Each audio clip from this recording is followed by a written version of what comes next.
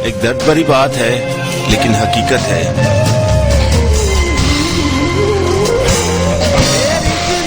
हम अल्लाह को राजी करने की बजाय दुनिया की चाहतों को सीनों में पाल कर उनके पीछे चलते हैं। वो दुनिया की चाहत जो आर्जी है, फानी है, वो साथ जो साथ छोड़ जाने वाला है, वो अपने जो पराये होने वाले हैं, चाहे वो माँ बाप के रूप में हैं, चाहे वो औलाद के रूप में, चाहे वो किसी दोस्त के रूप में, चाहे वो किसी भी रिश्ते में हो, सबने साथ छोड़ जाना है।